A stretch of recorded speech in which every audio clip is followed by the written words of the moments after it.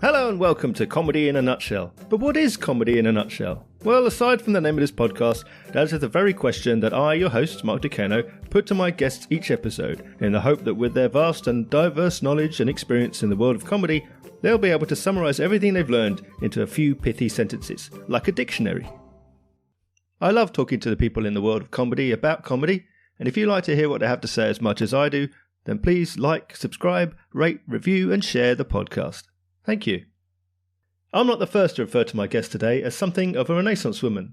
She's a writer, a podcaster and broadcaster, a wonderful singer, and a genuinely exciting rising personality in comedy, who was a semi-finalist at the 2022 Funny Women Awards. It's stand-up comedian Hajar Woodland. Hey. Hajar, welcome. Hello. If you're happy and you're ready, we'll just dive in. Yeah. What drew you into comedy?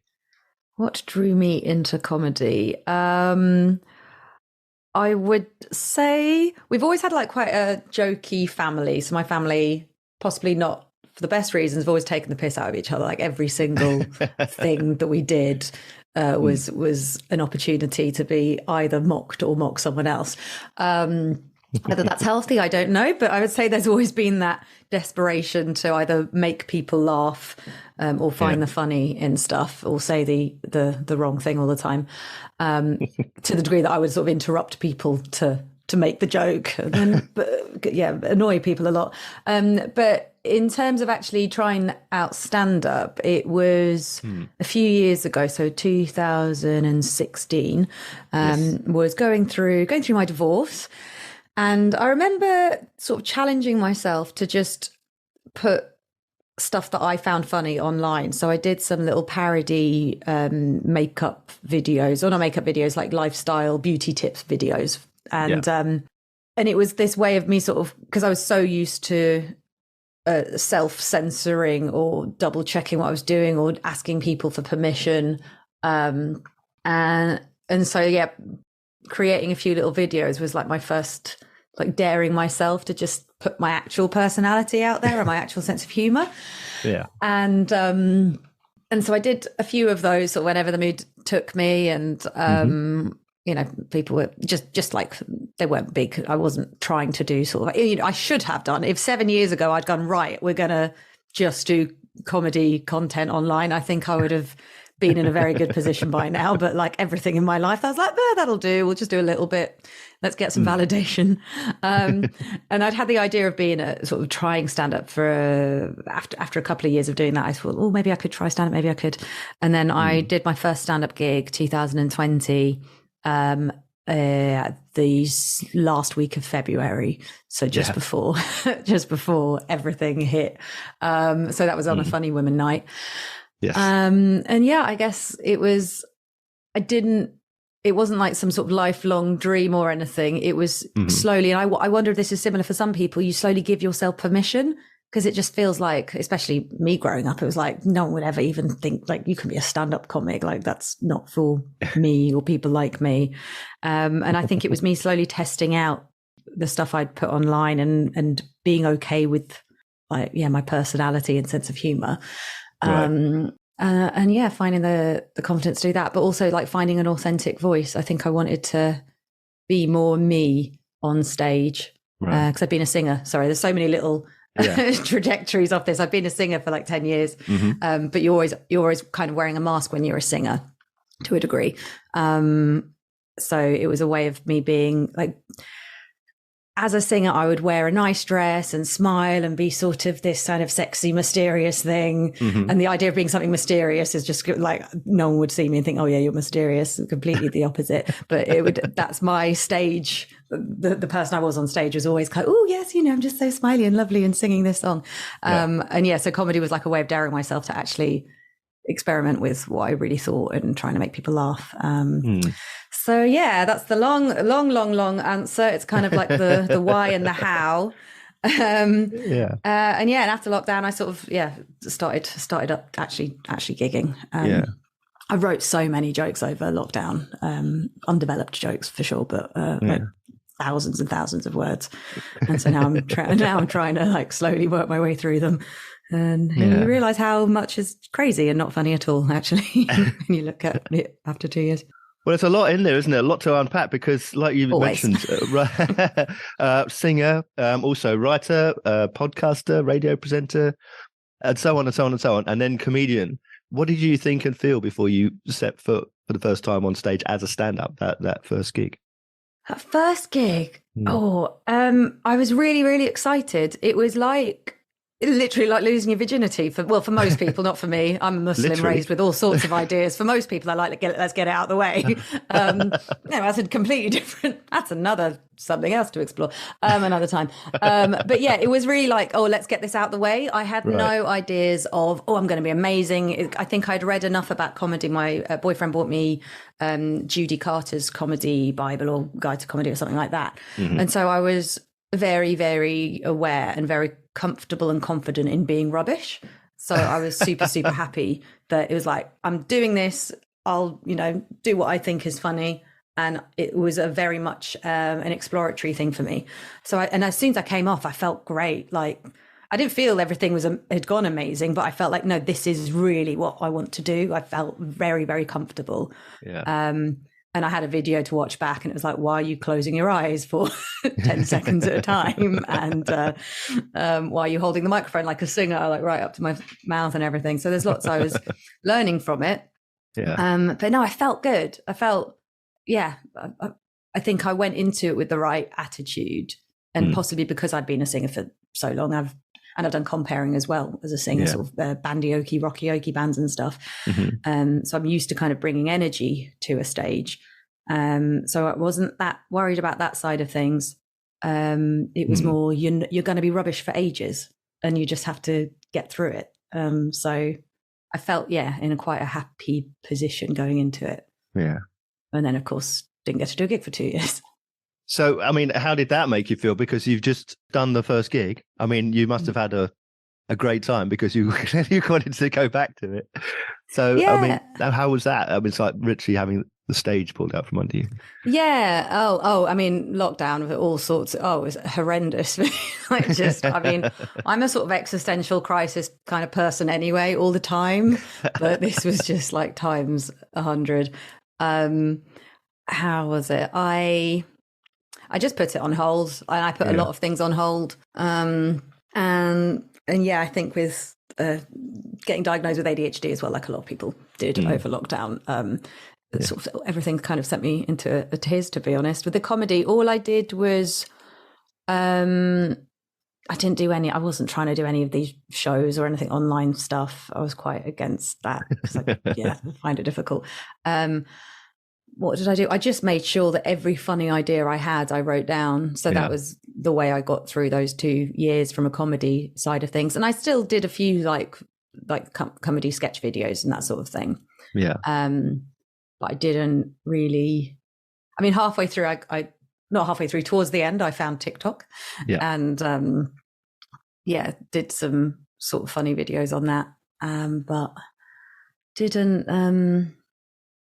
I could have done more, but there was so much to worry about, like money wise and everything. What am I doing in my life? And all the people who have like been sensible are okay, and everyone who wants to be a creative, and so that's I did the podcasting mainly through lockdown. I think that was my main creative outlet, right?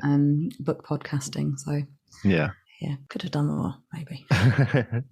So you talked about your comedy having made thousands of notes during lockdown. How far from that first gig have you evolved without the feedback of a live audience into coming out of lockdown and going back to comedy again? So between,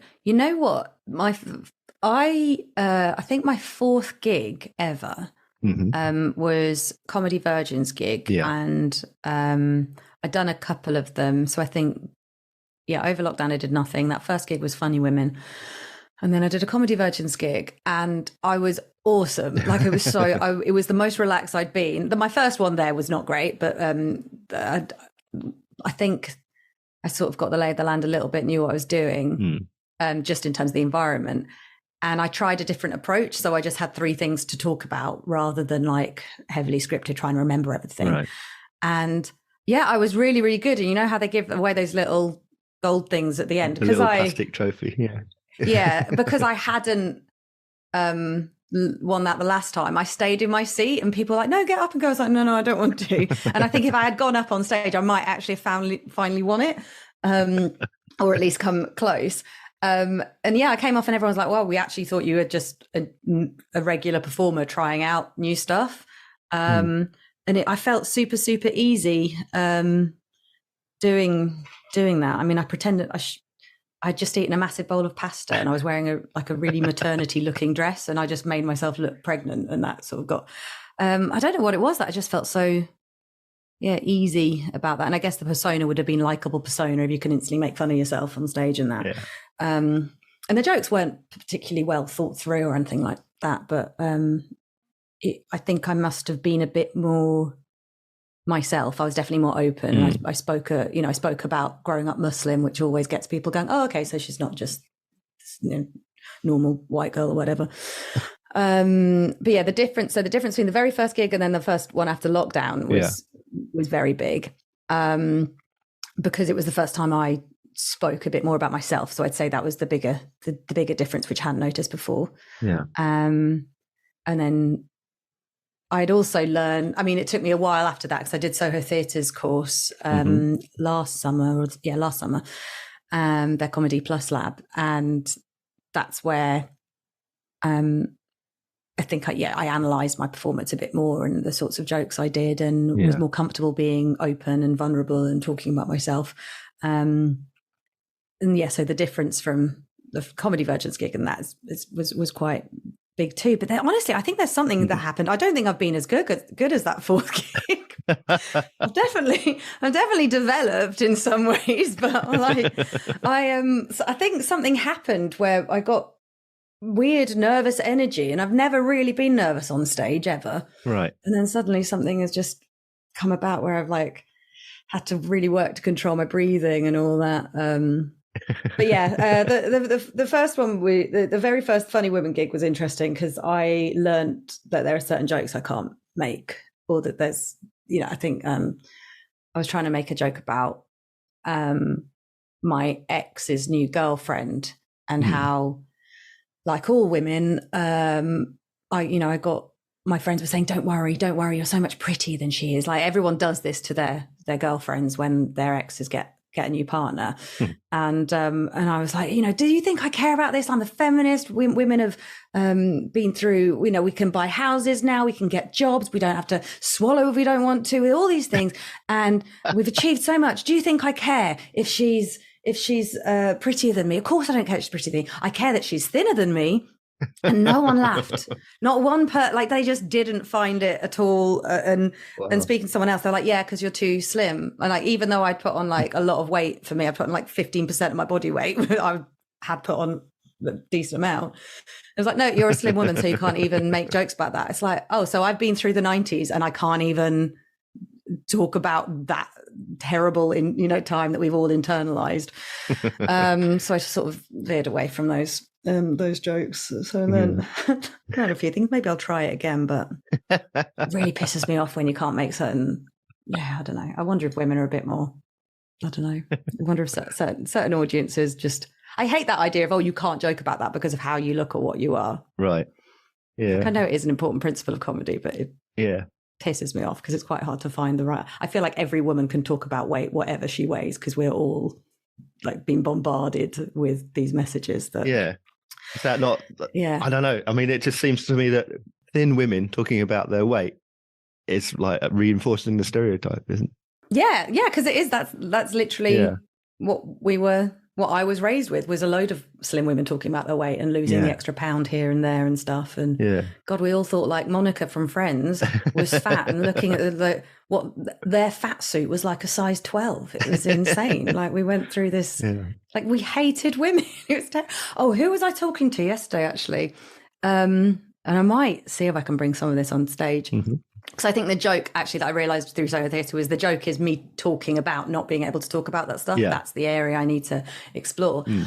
I mean, the magazines I read, I remember, I think it was an issue of Just 17, which was for, even though it's called obviously Just 17, it was for 12, 13, 14-year-old girls would read it.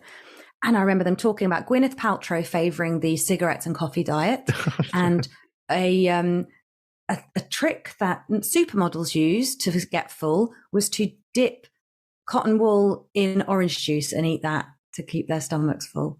This Jesus. was literally stuff that was in, and they were reporting on it like, oh, these are bad ways. But it's like, why are you telling children this? Yeah. This is how much. Wow. So yeah, maybe that's how I bring in that this is why thinner matters to me, because I was reading magazines that told you to eat cotton wool. Yeah. Ridiculous. Anyway. Yeah. As you can expect, I probably can't remember where we started.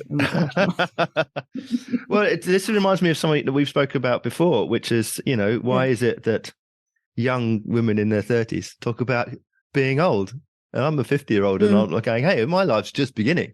And so how dare you, frankly, be so upset about getting old when you're 15 years younger than me, Because it's not about how you experience age. Exactly. It's about how you perceive society perceiving you. Yeah. And that's we're all raised with mothers. Well, yeah, my mum in my head will always be like 36, and she had 4 children under the age of 10 when she was 36. And I remember thinking that was like, and even at the time, actually, we considered that middle age. 35 plus was middle aged, and some definitions of it still are. But now it's like 45, 50 in middle age. I think a lot of women are talking about aging in their 30s because it's such a shock. The difference between your late 20s and your 30s feels so different. Right. Like I was at and how men interact with you and how men perceive you too, and the sorts of men you attract. And there's just something about not having that lovely naive vitality that you do in your 20s that is so appealing to predators. I mean, that's basically, I'm lamenting no predators want me anymore. Like, why are no men coming up to me who are twice my age? It's just so upsetting. Damn it. Well, I remember doing a singing gig, a really nice high-end Jewish wedding, I think it was, at I don't know, St. Pancras Hotel or something extravagant like that. And I'm with the other singer, and she is bombshell, gorgeous, Marilyn Monroe, just beautiful. And she's only I think she's about 8 years younger than me. She's now Rod Stewart's backing singer, and she is incredible. And me, we are standing outside the main ballroom, and this guy comes up to both of us. Well, I'm standing with her, and I look the best I'm ever gonna look. Like, this is me in a beautiful fitted ball gown, my hair done nicely and perfect makeup and all that sort of thing. I'd just been on stage, and he comes up to both of us and comes up to her. So, oh my God, you're amazing. You're so gorgeous. You're incredible. You're incredible. You're good too. Looks at me. But yeah, you are just amazing, amazing. And we're like, oh, this is it. That was the start. I was like, oh, it's happening. I'm not even no one comes up to me like that anymore. When I was making the most effort I'm ever going to make on a night. And I think that was actually quite a bit of a turning point and I think that is why we talk about it, because it's just, it's when you're used to, I think, yes, but weirdly being used to being looked at or being used to being harassed. Like I said, it's just, I have so much more free time now that men aren't coming up to me. I'm bored. What do I do? Yeah, it is a weird thing talking about aging on stage. And I was listening to this, Stephen Rosenfeld's, is it Stephen Rosenfeld? His audiobook. And he was like, the thing isn't the funny thing. It's how you feel about the thing, how you feel about the situation. So your age is not, aging isn't a fact. Like, it's not I'm old is not a fact, but how I feel about growing older is, and how I feel about myself is. So yeah, it's all about finding those attitudes and feelings to talk about them without alienating people. Because I mean, I've actually got Sarah Roberts doing my Woking comedy night next week, and she posted a clip the other day of talking about how she's turning 30, and like someone sort of shouted in the audience like boo, and she was like, because they were 60, and she was like, oh, you're not even let me out to my punchline. So yeah, how to bring an audience along with you when you're talking about that stuff is it's very interesting. You have to sort of, you kind of want to acknowledge everyone's experiences, but also not be too bloody Gen Z. Like, can we talk about every single other person in this room first? Anyway, but that is what I talk about. Yeah. How far do you feel that your other skills, like the performer in you as a singer or the structure of being a writer? How do they inform your stand-up? If I had routine, they'd inform them a lot. If I could sit down every day and be like, this is what we're doing today, I would be like, yeah, they inform every day. I sit down at 8 a.m. and I write. And then in the evening I sing and I maybe write a song, a comedy song. That would be the ideal. And I'd say a lot. It is now. I'm letting the comedy, letting the music and the singing come into the comedy. And I'm realizing that I'm not going to be a musical comedian, but I am definitely going to, there's no point in being able to sing, I think, if you're not going to, like I feel like a whole performer when I sing as well. Right. And it's an easy cheat code too, because it's like you suddenly gain respect from people. Like, okay, so she has a talent. So it's like she's not just completely wasting her time if nothing else lands. So that's the writing, because I've got a creative writing master's. I went to Paris a few years ago and I did an MA and learned a lot. Feel like I've forgotten it all. But I will, when I know about storytelling and I think I know instinctively what works and what doesn't when I'm reading someone else's work.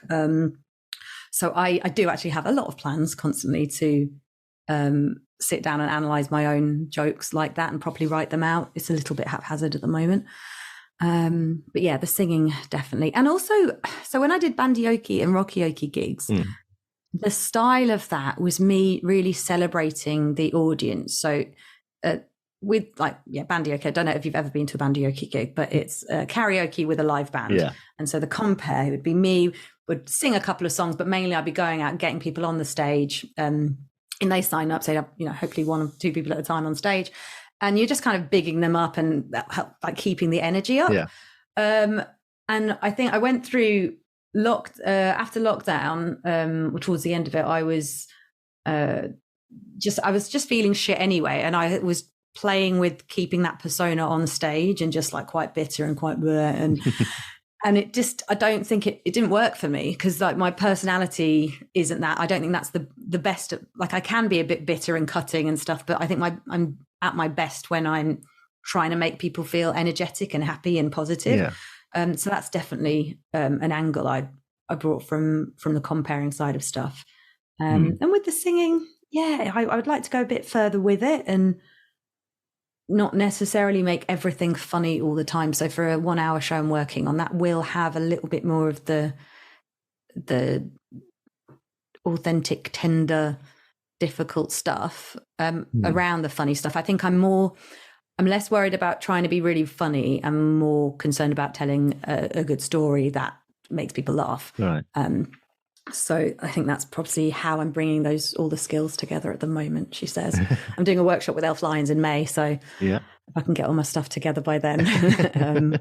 And hopefully I'll have a proper work in progress, a proper 1 hour by the summer, which will be exciting. Yeah. Is that planned for Edinburgh? No, I will be going to Edinburgh for 5 days. Yeah. But no, I haven't. I will need to book it in. I think I'm just doing things the way I can see them working. I don't think I'm going to be doing anything properly or the way that everyone else does it. I'm trying to remember. Like, what is it?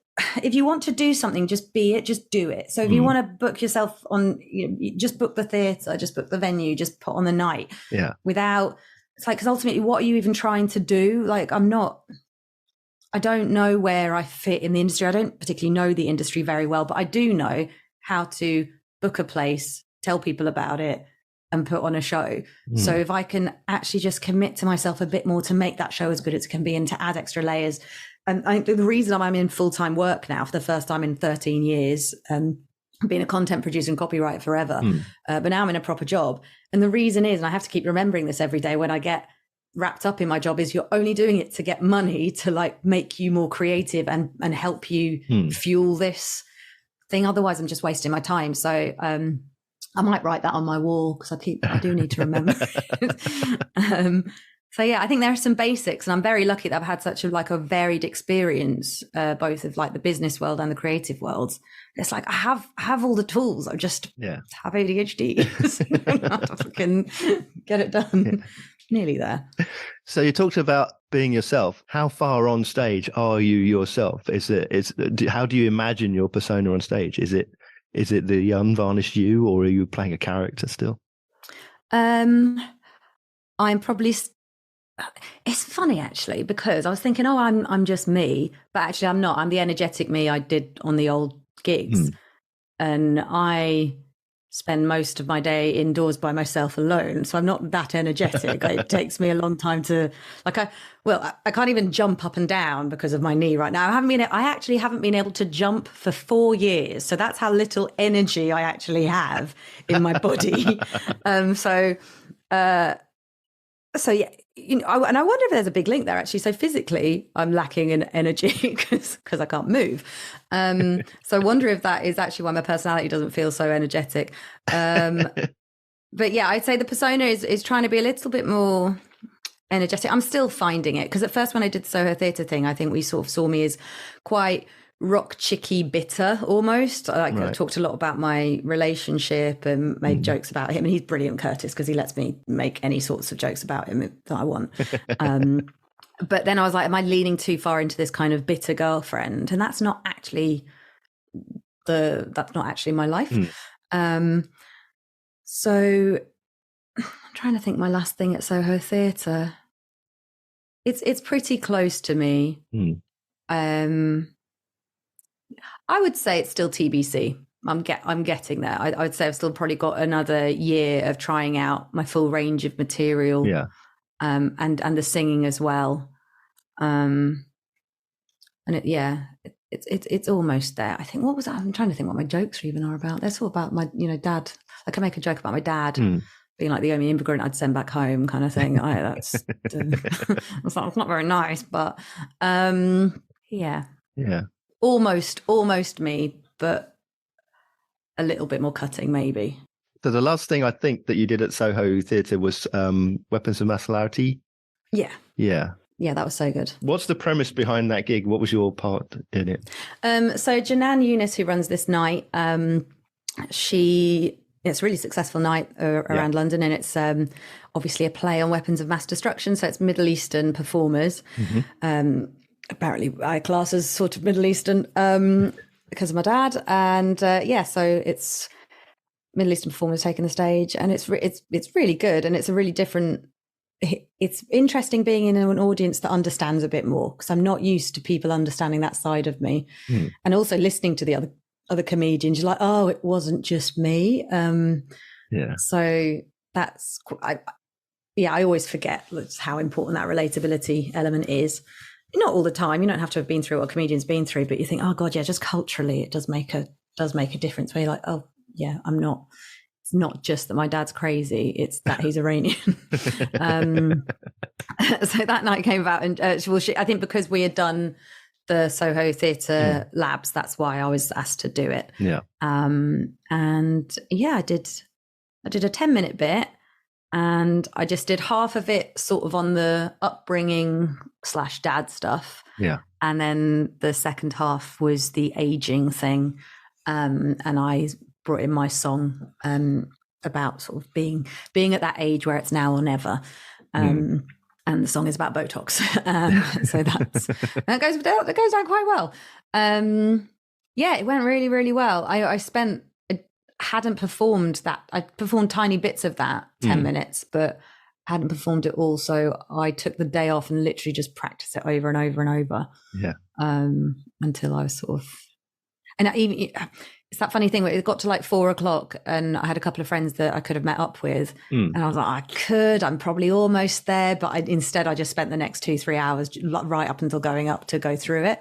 I'm really glad I did. It's so funny when you have those moments where you're like, I'm sure it'll be all right, but actually it needs to get solidified in my head a bit more. But that was, it was sold out. Really good night that was. Yeah. Well, let's talk about the upbringing / dad stuff. So you wrote an article for The Independent September of last year, which was entitled "From Devout Muslim to Stand-Up Comic, How Comedy is Helping Me Unpack My Complicated Identity." But the article itself, presumably from word limitation, really, it felt like there was a lot in there to unpack.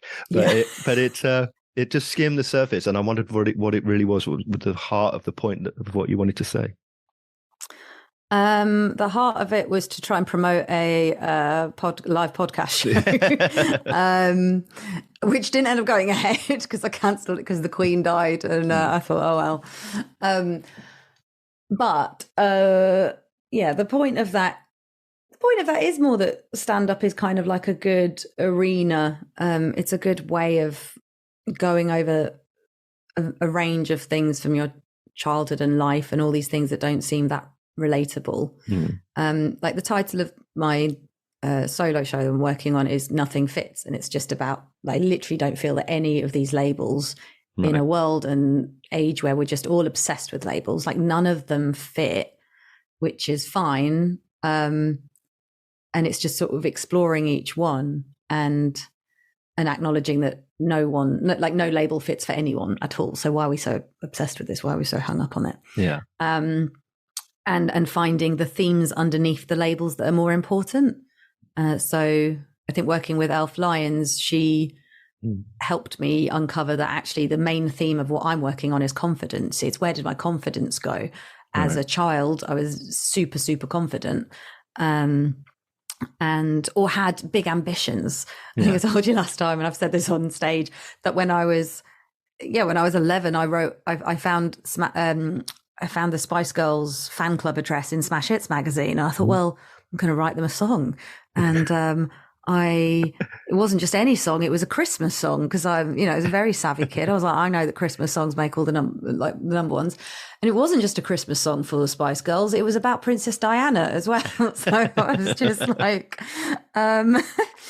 really, and I like to have that level of confidence. And I then told my friend about it as well. I had a pen pal, and she was like, literally, well, I've just sent a song off to the Spice Girls, so you never know.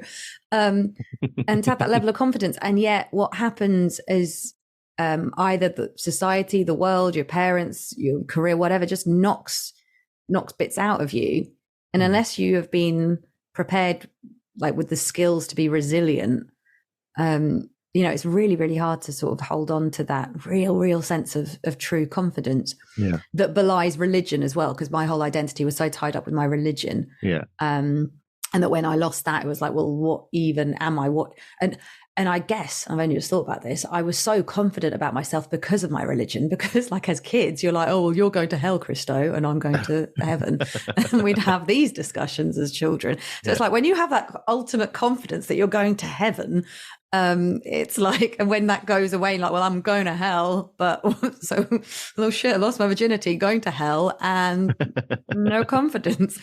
So that article, it does just skim it. But I think it represents my comedy at the moment, because I'm like, I don't know which thing to start with first. Yeah. Where do I, like the very current thing is I'm getting old. I spend far too much time staring at my face in the mirror and looking at these lines and holding up my eyebrows and like doing this and then holding up my tits as well. It's just all held up. How can I just delay it for as long as possible? Just rubbing oil in my face, like for no reason. And yet I still frown, which is the main cause of these this aging. So that's the most current thing. And then the other stuff is it's probably not that important to me anymore, but it is interesting. Right. And it's still a foundation. So some of it makes up my personality and whatever identity I have. And some of it is just what I'm going through right now. Yeah. And side note to that, I realized actually that when social media has changed so much, you know how our social bios used to be like a job title or, and then it became, so this is what I do, write or sing or whatever. And now I've noticed it's like TikTok and Twitter and Instagram. I've seen the social profiles I see now from like random accounts that follow me will be like currently going through a divorce, but got 2 children and looking for love. Like it's changed a lot. People are now so aware of their lives that it's like their identity becomes just so it's short term. It's like right now I'm going through this and this is me, and then in a year I'll put something else. And like none of us have these lovely solid identities because we're always looking for external things to make them up or to help other people make sense of them. Right. But maybe I will try and I do want to do more writing. I used to write so much about, I wrote a whole bloody book / memoir about my upbringing. So I do keep thinking, can I just dig that out and maybe turn chapters into a podcast or something? That would possibly be the the way of getting some of that out in a more sincere way, I think. It's interesting because in this article, you use in the title the phrase "how comedy is helping me unpack my complicated identity." You've obviously got a lot to talk about in terms of upbringing and religious background and what have you. And I just feel like you don't talk about that on stage. And you've said there that it's not what I'm talking about now because I'm talking about age or what have you. Mm. Is it something that you've avoided talking about, or that you're not sure how to phrase it perhaps yet? I'm not sure how to phrase it all. There's a personal thing, which is like, at what point do I get to let it go? Right. Because a lot of the stuff that I struggle with is not funny. I mean, I can try and make it funny, but it's actually like, it's deeply horrid shit. Okay. Like growing up and, you know, and having quite a confusing / abusive upbringing, like not, you know, wasn't easy. Yeah. It wasn't the worst, you know, but it, you know, there's a lot of difficult stuff in there. And because I think when I was going through the phase of writing my memoir and literary for like years, trying to turn it into something, and I had like agency interest and publisher interest, and I just couldn't finish it, couldn't edit it the way I needed to. Right. And I'm like now going, God, you're fucking 37, move on, like just be normal. Like that's literally how I feel. It's like, can you just be normal and just talk about the normal stuff? Because I was hoping that I'd get to this point of grappling with my identity and then be like, cool, now I can do the stuff I want to do. It's like when we ask, I don't know, female engineers about being women. It's like, what, ask them about being an engineer, not about being a woman. Yeah. And so for me, I've been trying to do that to myself. It's like, just let it all go. But I can't. Like and this is the world we're in as well. This is the interesting stuff, that the stuff I've been through gives me different insights and gives me, you know, knowledge that people wouldn't necessarily know I had. You know, they don't know that I used to recite the Quran and like pray 5 times a day and fast during Ramadan, and knew more about, you know, hadiths and Islamic lessons than a decent amount of Muslims. You know, I have this sort of hidden layer, and I don't know how to make that relatable. And I think part of the problem is that it's very hard for someone who looks like me to mock that stuff. Like I have to really help people buy into who I am and what my experience was to be able to do that. Like I can't make fun of the headscarf, and it's really annoying because I wore it, you know, because I wore it from 5 to 18. I wore the headscarf. I have many, many opinions on wearing the headscarf. Yeah. And yet if I'm a white woman on stage, seemingly white woman on stage, trying to make a joke of that. Yeah. And especially if that gets taken out of context. So especially in you know, today's age, if I were to put like a good 30-second clip that got laughs and people to just see that, like, what's this white woman do making, you know, they were to be for her whole show or whatever, fine. I could, but, so yeah, it's very difficult to know how to, and I've always been raised to not try and offend people as well. Not just because of the climate, like my family's always quite safe with anything you say in public. We've always, and weirdly, all the companies I've ever worked for and done copywriting for have all been on the very safe sort of side. They're not like the big out there brands. So I've sort of trained myself to be like, oh, don't want to offend people, don't want to say this, that, and the other. But sometimes I'm like, it's so boring to just be like, oh yeah, everyone do what you want, just live your own life kind of thing. It's like, but also there are consequences, and there are consequences of a 5-year-old girl wearing a headscarf, you know, and I can't pretend that when I can't joke about this, but I can't pretend that when I see a 5-year-old girl in a headscarf, that doesn't make me feel, you know, very strongly about that. I feel, you know, brings up all sorts of things. And how to make a joke about that stuff is very tricky because, it's Islam as well. It's not, you still feel as a Muslim that you have, not that I would call myself a Muslim, but that you have a responsibility to not make the religion look bad because it gets so much bad press anyway. So it's like, oh, well, you can't. So it's feeling, and I don't know if I'm brave enough or male enough to just say stuff with, with impunity. Yeah. She says as if she's gigging to more than 20 people. Never know, but... Well, you raise an interesting point there again, because about being a woman in comedy, I mean, how are audiences' reactions to you as a woman? Or how has the industry react to you as a woman? Because I think, from my observations as an audience member, that things are very different now, very more diverse and progressive now than they were 10, 20 years ago. But what is your experience? Because obviously you've been on the receiving end of it. Yeah, I don't know, and I am trying to be.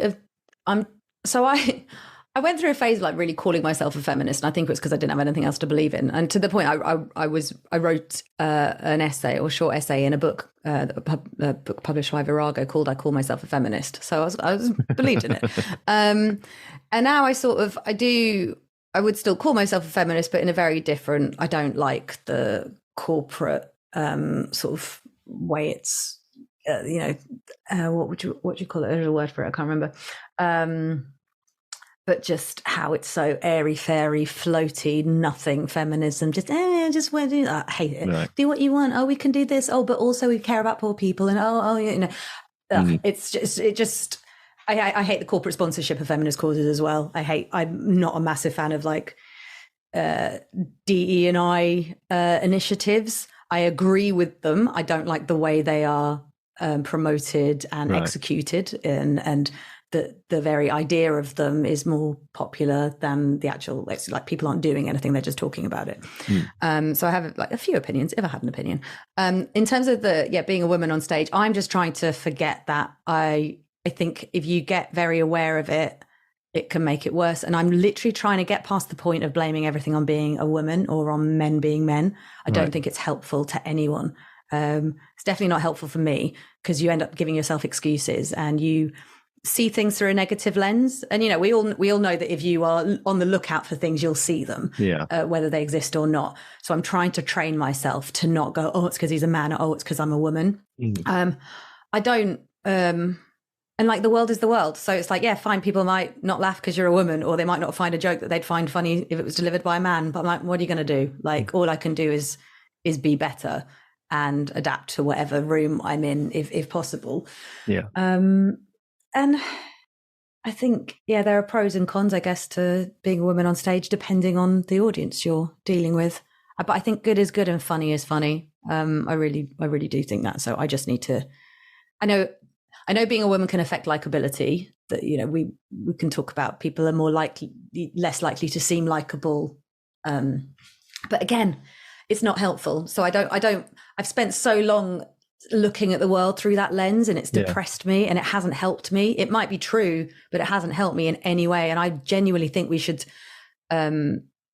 just raise more girls to not give a fuck, like to not see the world through that lens. Because I think as soon as you start seeing that lens, you see it everywhere, and it can stop you just being who you want to be. It works both ways, whether you're so aware of having to act feminine, or you're so aware of wanting to act against what society expects and stuff. So I'm trying to forget about it. Although I did have, I think I've said this as well, I have got some stock responses, should there be any sexist stuff said to me on stage. But I haven't had the occasion to use it because no one shouts at me anymore. Like I said, I don't get harassed anymore. So either because I come across as scary or just not attractive enough to do that too. No, I have a brilliant response. If anyone were to ever say, I'm just hoping that one day someone will say nice tits. And I'm wearing lower cut tops every time, and it's still not happening. Because if someone were to say nice tits, I've got this brilliant response, which is, if you like them now, you would have loved them when I was 14. And I love that response, but I have absolutely no occasion to use it because no one shouts nice tits at me anymore. So the only way I get a laugh out of that is explaining. Maybe I'll give it to a hot young thing. She can use it. That's one of my favorite. Literally one of the favorite things I've ever written is I'm never going to say on stage because no one shouts it anymore. Oh yeah, I'm going to just throw this in here. I saw. Is it nice tits? I saw Sam Brown, singer, a number of years ago now, and she was wearing an accentuating dress. Let's put it that way. She was very well upholstered. My mother would say. Yeah. You could see that she was in good form. A bit delicate as I can. And a member of the audience, a woman in the audience from the balcony shouted down something. And Sam on the stage said, "Oh, what's that? Nice chest." And she's like, "Oh, yeah, thank." And the woman said, No, shouted again. She goes, "What, nice breasts?" And she goes, No. And it turned out she's saying nice dress. But You're just fixating on obviously the cut of the dress. Well, actually, that's a good response for me. So if anyone ever shouts out anything and it's not, but nice tits, yeah, no, thanks. I'll just keep saying that every time. Probably like the only female comedian that wants to have nice tits shouted at her. Yeah. Well, okay, we're 10 minutes in. Why has no one commented on my? Yeah, excuse me, everybody. What do I have to do? But I genuinely, this is where I'm different to people. To a lot of people, I could not give a shit if anyone screams out comments like that. Go for it. Say it to men, say it to women, don't care. Like on the street, if a man shouts something at me on the street, as long as it's not in an aggressive way, and as long as he doesn't then come up after me, fine. Yeah. Say it. Like it's not, I don't know how many things there are that you can't say nice before that is actually not nice to hear. Like nice hair, nice tits, nice dress, nice arse, nice whatever, fine. Just don't run after me with a boner and then you're fine. So fine. Sorry. I'm sorry. I had a naked energy bar. It's just gone to mad. So tell me about the night that you run in Woking. Oh, the night I went run in Woking. So it's called Comedy Magnifique. It's at Cellar Magnifique, which is a lovely wine bar.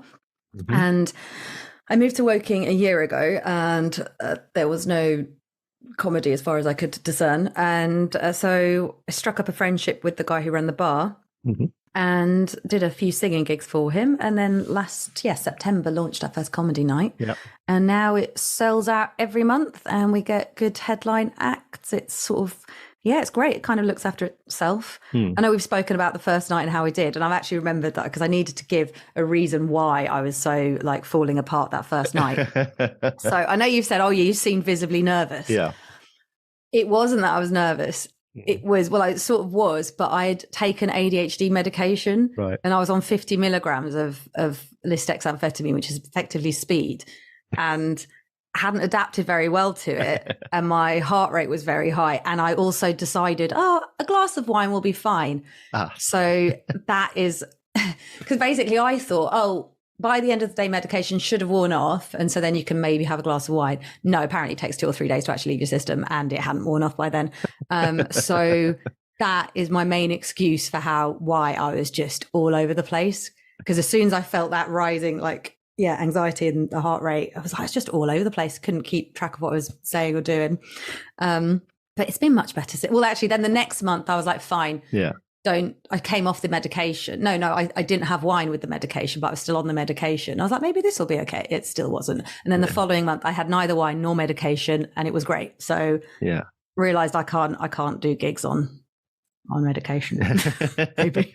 Well, you didn't look uncomfortable. You just looked rightfully. Well, I think that was learned. Yeah, rightfully nervous probably. But I think it was, not looking uncomfortable is just because I 10 years of holding a mic and wandering around and just saying the wrong thing to people.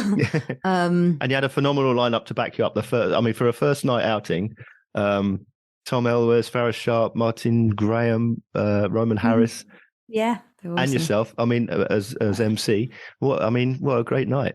Yeah, it was awesome. And it really has got better and better. Yeah. We put the ticket prices up a tiny bit, so I can pay people ever so slightly more.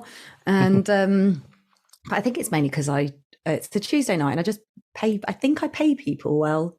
I think from my background as a singer, which is a very different world to comedy in terms of gigs and pay. And when I did corporate gigs, it's like, any gigs, you get a green room, you get fed, you sort of everything's kind of taken care of.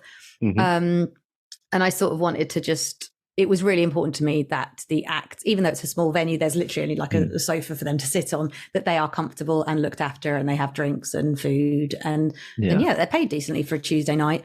So hopefully that will keep more people coming and the word will spread, and the other big acts will know that it's like a safe space to try new material out, and also to test stuff out, because Woking's an interesting crowd. It's an interesting audience. Mm-hmm. And it's 7:30, it's not late night comedy, drunk sort of crowds, comedy club crowds. And it finishes at 9:30 because we all like a sensible bedtime. That's like my main aim. Like, I don't care if you had a good night. We're going to sleep now. But it's not every comedy night that comes with a charcuterie board, is it? Exactly, charcuterie board, exactly. Or has a chair hanging from the ceiling, weirdly. But so it's a strange little space, and it's not, one of the big clubs, and I'm not that well known by, people on the circuit. But I'm hoping that, comedians feel that it's very safe for them, and it's a good spot to try out new stuff, and connect with audiences. And like I said, like to try out stuff outside of London, because that is the one thing I've noticed, that people who, when you gig in London, it's a very different crowd.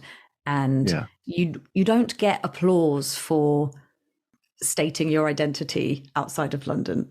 Like if you say I'm gay or straight or Pakistani or Muslim, or like, no one's going to applaud that in the way that they actually do in London, in some smaller like London open mic clubs and stuff. And there is a range of, it's a really good way for people to connect with audiences outside of London, understand what they like and how they might need to tweak jokes and what works and what doesn't. Without going too far outside of the city, because only 25-minute train from Waterloo. It's so easy.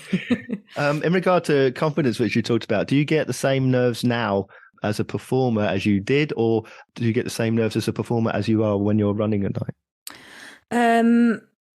I don't so much running the night anymore. Again, it's so hard to know whether it was the drugs or me or the night. those first couple of months, I'm just going to blame the drugs. I do try not to be nervous, and I think it's because my whole life I have always tried to do the thing that I don't know what's the word. It's like I don't like there being anything that I just wouldn't do because I'm like, oh, I shouldn't do that. Yeah. Well, that's scary. It's like just jump on stage and do the thing you have to do. And I've been put in so many different positions and situations as a singer. Yeah. So like I said, these Jewish weddings I did, you've got an earpiece in and you've got the MD going, right, now go up to the bride's brother. He's over there. His name's this. Bring him up on stage. And you're just going, okay, fine. Yeah, I'll do this. Fine. And I remember the first time I did that, I was like, I can't say no. Like you just do it. Yeah. And I have this with like comedy and running the night as well. It's like, well, you're putting the night on. So lean into it. What else are you going to do? Like, I know some people say you're meant to allow for your nerves. I sort of do, but I will always try and calm them on a normal night. Yeah. And also there's something brilliant about singing, which is something I've employed on a couple of gigs, is as soon as I sing a note, that calms you down because it calms your breathing down. So if I can do that when I'm doing singing gigs, it's quite easy. And I have had a couple of comedy gigs where I've started, I think it was like a noisy pub, and I knew that singing would cut through better than if I just started talking. So I sang like the first line of a Celine Dion song, and then what did I say? I was like, what is it? It's "Don't Think I Can't Feel If There's Something Wrong." And I was like, she'd just got a text message without a kiss at the end. Like it wasn't a strong joke, but the song cut through at least. Yeah. So yeah, I don't know. I think nerves are fine. I need to do more gigs because I'm out of practice, and the more you do stuff, the easier it gets. Do you watch comedy the same way now that you're a comedian yourself? Oh, no, no, not at all. No, I used to watch so much comedy, and I do still, but now there is an element of it feeling like homework, like you're constantly studying. Yeah. And also sometimes it makes you arrogant because if there's some comedians you don't necessarily like or like the material of, you watch them, you're like, oh, this is easy, I could do this, and then you're like, you're forgetting the work that is involved. But no, I mean, I watched the Chris Rock special with an analytical lens, and Dave Chappelle I watch a lot of stuff of, all the American ones I watch a lot of. And Sarah Keyworth is just she's so funny, she's so good. Watching a bit of her, quite a bit of her stuff at the moment, and just being like, what is she doing? What's been your best and worst moment so far? So the worst moment was, there's lots of worst moments, there's lots of like meh moments. Nothing has made me go, I don't want to do this anymore, and nothing has made me like feel that bad. But the worst moment was probably the first Woking night, when I could feel that I was like, what am I doing? I think maybe something I thought was funny didn't land or whatever, or it was just all weird at the start. And I looked over my boyfriend and he had like a real sort of grimaced face on him. I'm like, that's not helping. So So it's one thing when you feel it's going bad, but when other people are telling you this is going bad, that was pretty bad. Best moment, I'd say the Soho Theatre thing, just to get the applause at the end of that, having done, and also my work in progress, because that was stuff I put out there and it's trying to be a bit different and a bit more authentic. So when I combine the singing and the comedy, it's like, oh no, this is possibly where I am, where I'm meant to try and expand on these areas, like rather than trying to be a stand-up or trying to be this, edgy kind of cool person or whatever, and just so the Soho Theatre moment was awesome. There's a photo of me like on my crutches outside because I wasn't on my crutches for the gig and my leg was in so much pain I couldn't walk properly and stuff, but I was like, no, it's easier, because otherwise I'd have to make a joke of about the crutches and I couldn't think of one that was funny enough, and I just thought, it would end up, it's not worth it, be in pain. But that was definitely the best moment. Good. How can we find out about you, and how can we find out where we can come and see you? Instagram, I'd say, is the best way. Hajar J Woodland on Instagram, and then Noisy Badger /events. noisybadger.co.uk/events is where the Woking Nights, I put the info on for that. And hopefully I'll come to London and gig more. I've got a gig in LA, so I'm going to LA tomorrow for 10 days, and I managed to get myself a gig, so that'll be fun. Don't come to that one, but I will hopefully have some more gigs in London at some point. That's the aim. Okay, so finally, Hajar, could you sum up comedy in a nutshell? Comedy in a nutshell. Like the meaning of comedy.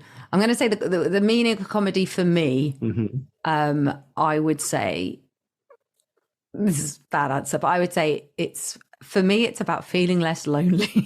It's really sad. Keep it light. Hey. Keep it light. I do. But I think comedy for everyone. I think laughter is about not being lonely.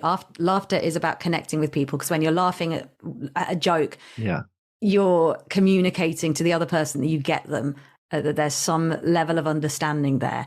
And it's on such a real deep, basic level as well. Like your body is showing someone else that you get them without words, and I think that's so powerful. But with loneliness, I think I was really aware of this when I was going through my divorce, and I had started going to a lot of, I wrote a character on this writing course. I wrote about a character who went to comedy clubs by herself because she never laughed and she had forgotten what it was like to laugh. And I ended up being that character, and like towards the end of my marriage would go to comedy clubs by myself. And I remember going to the Comedy Store and seeing the Comedy Store players on a Sunday night, and just feeling so alive and happy and just so grateful that there was this incredible medium and this incredible opportunity to just see people being so funny and creative. And so from then, I literally always went to comedy clubs by myself. Mainly Soho Theatre I'd end up going to and seeing like whatever was on, or hanging around during the day and managing to wangle like a sold out show ticket or something. And it made me feel less alone. And I think that's still the case now. I do think laughter is a way of connecting people. An antidote to loneliness. There you go. Beautifully put. Thank you. Hajar, thank you so much for being my guest. It's been absolutely fantastic. I've loved it, Mark. Thank you very much.